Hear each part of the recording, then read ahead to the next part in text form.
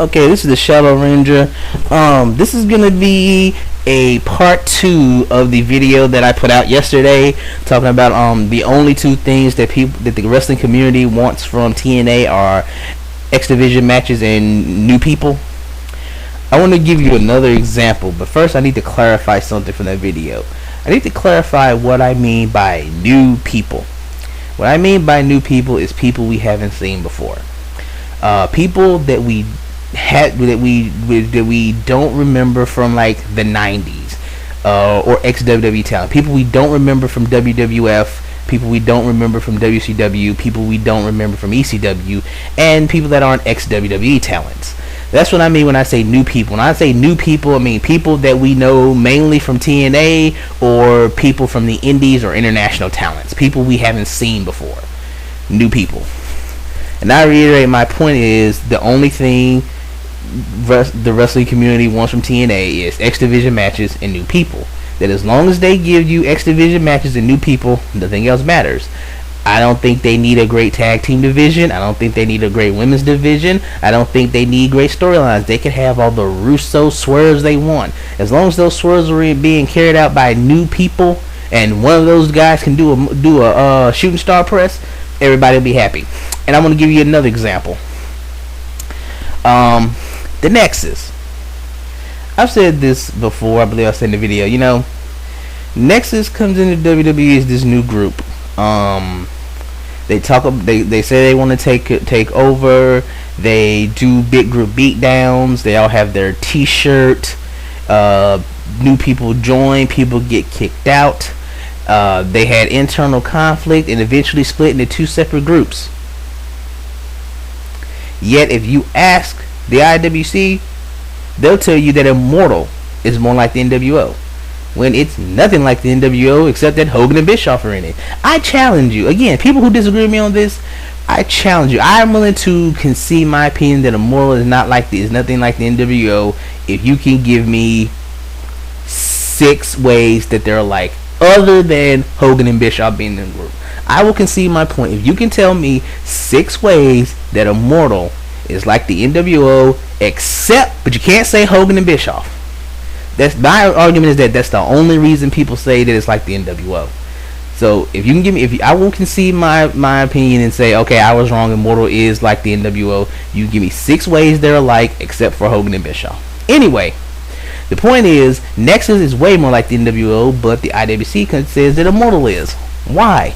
Why does Immortal get compared to the NWO and get called an NWO ripoff, but Nexus doesn't? Immortal has old people. Nexus has new people. Simple. When we look at Immortal, we see old people. We see Hogan and Bischoff and Jeff Hardy and Jeff Jarrett and Matt Hardy and Ric Flair. Old people. Not old age-wise. People we know from the 90s. Old people. When we look at Nexus, new people. It's just that simple. It had nothing to do with the storyline or the matches. It's old people, new people. Nexus is new people, Immortal is old people. You could do the Immortal storyline the exact same way. The exact same storyline. Just replace the old people with new people and everyone would praise it. They would praise TNA for the Immortal storyline. Talk about how they're pushing so many new talents and everything. They would praise this storyline instead of crapping over it. Let's go back. I talked about this in a video a while back called Hindsight. I'm going to reiterate some points in there, and we're going to make some changes. We're going to replace all the old people in Immortal with new people. Now, the new people in Immortal would be, let's see, Rob Terry, Gunner, and Murphy. I think that's it. No, Hernandez is with them now, too, so it's kind of affiliated with Immortal now. So, those are your new people. So, we're going to replace all the old people. We're going to take out Bischoff and Hogan, and we're going to replace them with one guy. And we hire an actor. You just hire an actor, a decent actor, and you bring him in as a new character. And his character is that he's Dixie Carter's new business partner. You do everything the storyline is saying, except that instead of Hogan and Bischoff, you have the new guy. I need a name. what was that guy on SmackDown a few years ago who was like supposed to represent the network? He was some prick everybody hated. Palmer Cannon. Okay, I'm not saying bring in Palmer Cannon to do this angle. I'm just going to use Palmer Cannon's name. Again, I am not saying Palmer Cannon. I just want to use a name. So I'm going to use the name Palmer Cannon. Okay, so Palmer Cannon, not Palmer Cannon, is Dixie Carter's new business partner. And all the things that Hogan changed, he changes them. He brings in Ken Anderson, and he changes the 6-sided ring back to a 4-sided ring, and he says, oh, he's the one who we don't have a king of the mountain. All the stuff that Hogan changed, you just have him change it. You do the storyline the same way. You do that stuff with Abyss and Janice, and they are coming on 10, 10, 10, and maybe some of that EV2 stuff though. And you do the big swerve on Bound for Glory. But again, we're going to replace all the old people with new people. Okay? Ric Flair didn't join Immortal till after Bound for Glory. So they can still do that shit with EV2. And Fortune and stuff. So instead of Abyss stays the same. Instead of Rob Van Dam being the guy who was champion and got taken out by Abyss and blooded up and had to forfeit the title, it's AJ Styles. We'll say AJ Styles never lost the belt to Rob Van Dam. Rob Van Dam never came, and AJ was champion from No Surrender 2009 up until he got taken out by Abyss. Alright? And they strip him of the title, and they do the tournament. You replace the old guy in the tournament with some newer guys, and you build up to the triple threat match at Bound for Glory with Kurt Angle, Ken Anderson, and the third, but not Jeff Hardy. We're gonna replace Jeff Hardy with somebody, and we're gonna replace Jeff Hardy with, let's see, who's somebody that was a baby face but was never world champion. Christopher Daniels. Instead of Jeff Hardy, it's Christopher Daniels who was with they, and they do the big same the swerve, and Christopher Daniels is the world champion, and he knocks AJ out with the belt at the end, and he was behind all along. He orchestrated the attack on AJ. He's the reason AJ was stripped of the title.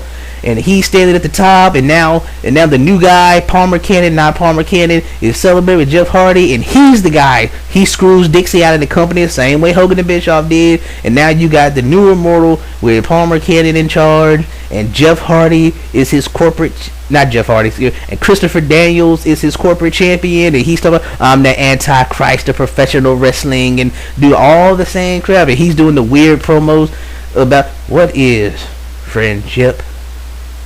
Friendship is nothing but a myth, and he does the promo on the fan. Your cheers are my pain, and I've been diving off crap for years for you, and what has it ever got me? It never got me a title, but now I have what I want, and now we stand on top of the world as immortals, and he brings out the stupid belt, purple belt with his fucking face on it now, but only it's got Christopher Daniels' face on it. He's just the whole Antichrist professional wrestling, and he's got some goons with him. He still got Gunner and Murphy and Rob Terry as his goons, and probably not Fortune, because AJ was part of Fortune.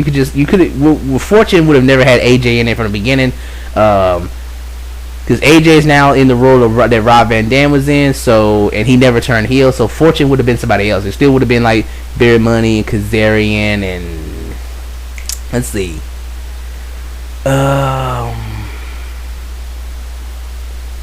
Deadman Wolf, no.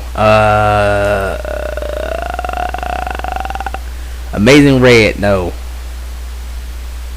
Well, you could have found another guy on the indies and made the fourth guy an Immortal. If you could think of somebody else, let me know. Anyway, but now instead, same storyline, only AJ is in the Rob Van Dam role. He's the one who got screwed over, tapped by Abyss, never lost his title. You got another guy as the fourth guy in Fortune. They did the EV2 feud, then they joined up with Immortal for a while. And instead of Jeff Hardy as the champion, the center of the thing, the Antichrist, the new world champion, the Antichrist professional wrestling, it's Christopher Daniels. And then you have the new guy in charge, Palmer Cannon, not Palmer Cannon, so I can think of a better name. He's the one who screwed Dixie out of the company, and he takes over, and you do all the rest of the story the exact same way. All the stories the exact same way. We just replaced all the old people with new people. And if you did the exact same storyline that way, everybody would fucking praise it. They'd be like, oh, TNA is pushing all these new talents. They're pushing Daniels to the top, and AJ looks great, and The Fortune, and Gunner, and Murphy, and Rob, Terry. Everybody would fucking jizz their pants over this storyline. Why? Because instead of old people, it would have new people. Hang on, take a drink of juice.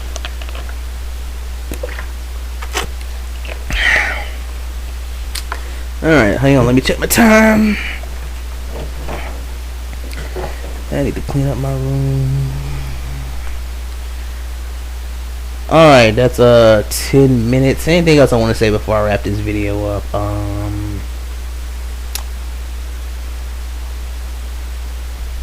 No, that's all. Okay, so when I think of some other examples, I might come back and do another video talking about another example of this. But again, I still stand by my opinion.